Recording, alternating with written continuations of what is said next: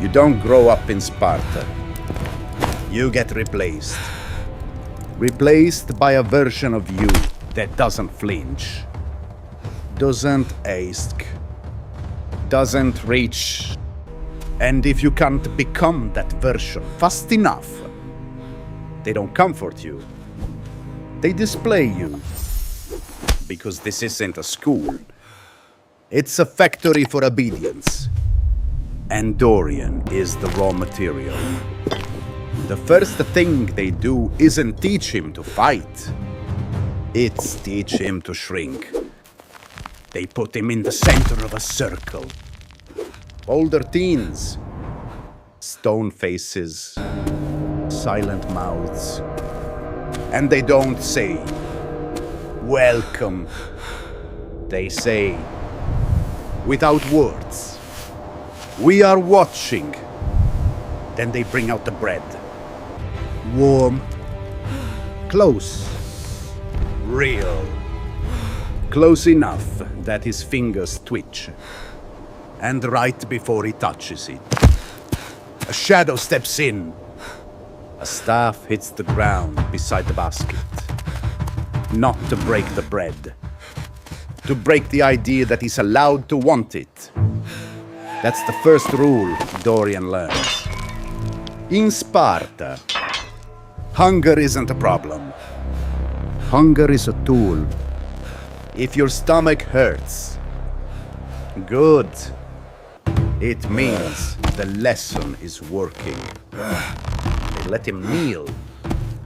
They set a bowl just out of reach. They wait for the smallest movement. A lean. A reach. A mistake. Because the mistake is what they really want. Not for the foost. For the show. Because the second rule is worse. Nothing happens privately. You don't fail quietly behind a wall. You fail where everyone can see it. So the fear spreads. Dorian watches the faces around him. Not one hand reaches to help. Not one voice says enough. Silence is the language here. Silence is the agreement. When he clutches the scratch on his forearm, they don't treat it. They inspect it. They pull his cloak aside like his defective merchandise. And the circle leans in, not out of concern, out of interest. Because pain is entertainment. When you've been trained to stop feeling it. Dorian's cheeks burn hotter than his bruise. Not because he's hurt. Because he's seen. Because weak here isn't an emotion. It's a label. And once it sticks, it doesn't come off. Then the day starts moving. I run at dawn across stone. Bare feet. No softness. No warm-up. Other teens glide past like they've been forged already. Dorian feels like the only human left. He slips once. Just once. His hand almost grabs the spear rack to catch himself. And he freezes. Because even support can be framed as failure. That's how the rules trap you. They make survival look like sin. They make balance look like begging. They make a tremble look like confession. Then comes the first bait. Cheese on a low ledge. Small. Stupidly small. But Dorian's stomach doesn't care. His body moves before his pride can argue. And he knows it's a trap. But the trap isn't the cheese. The trap is the moment it creates inside him. Do I reach you? Or do I starve? That's what Sparta does. It doesn't offer choices. It offers two punishments and asks which one you prefer. Night falls. Dorian crawls through shadow like a thief. His fingers hover millimeters away. Then torchlight sweeps the floor. His heart slams. He goes flat to the stone, holding his breath so hard it hurts. The light pauses near his bare feet, just long enough to let him imagine the worst. Then moves away. Dorian snatches the cheese and hides it. And that's the moment he thinks he won. One bite, one win. Then he hears the sound. A stone clicks under his foot. Too loud. Torches flare. And the circle falls instantly. Like it was waiting to be born. Because it was. They pull the cloak open. They reveal the cheese like evidence. And Dorian sees something colder than anger in their faces. Satisfaction. They don't look shocked. They look paid. Because this was never about stopping theft. This was about proving a point in public. This is where the shame hits hardest. They don't call him hungry. They call him small. They don't call him a boy. They call him a lesson. The cheese goes back on the ledge. Reset. Like bait on a hook. Like the system is saying. We can do this forever. And Dorian understands a brutal truth. The food isn't the reward. The food is the trigger. The reward is the crowd's reaction. The next day is worse. Now they punish him for being caught. And punish him for being alive afterward. They run him until his lungs burn. They make him carry a log with an arm that already shakes. They place temptations just close enough to torture him. And every time he almost reaches, every time he hesitates, the circle tightens. The eyes sharpen. The silence gets louder. Mini traps keep appearing. A crumb too close. A pin tossed at his feet. A bowl set just beyond his knee. Near miss after near miss. And each near miss teaches the same thing. The rules don't exist to guide you. They exist to corner you. Then halfway through, the story flips. Dorian sees it. Not a secret door. Not a hidden weapon. A pattern. He notices two instructors. One places the bait. The other watches the reactions. And in the background, scribes mark something down. Not what was taken. Not what was stolen. But who flinched. Who hesitated. Who showed hunger in their face. Dorian's stomach drops.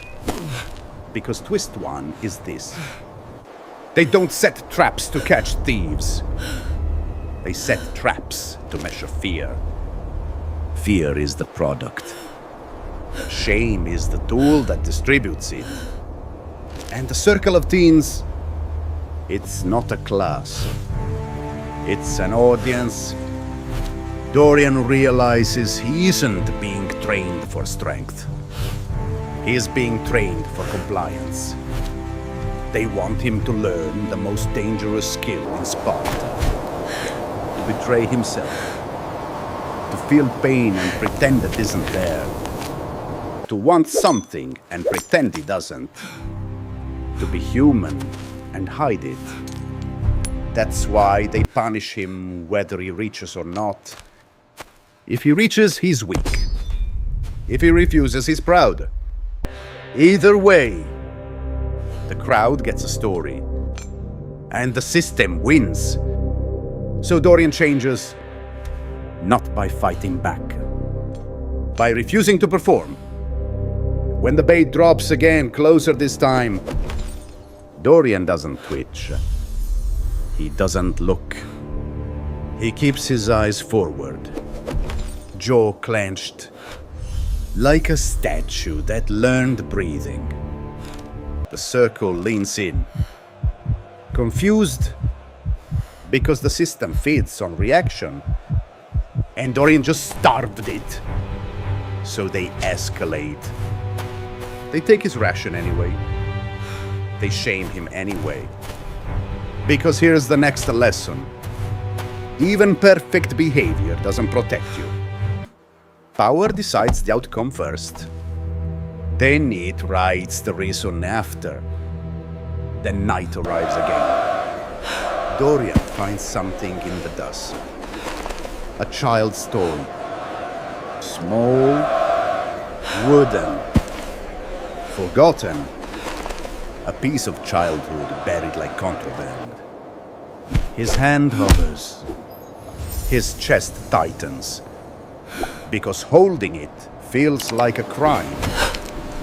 And that's twist 2, building under the surface. Childhood isn't something you lose accidentally. It's something they confiscate on purpose. Because a child wants comfort.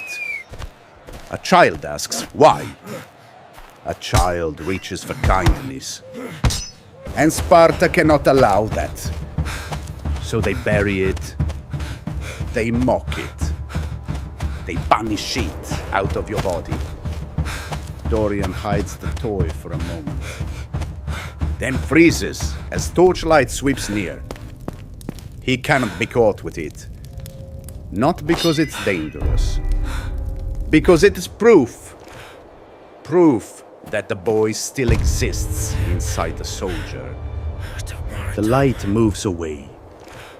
Dorian exhales silently. And the toy feels heavier than any spear.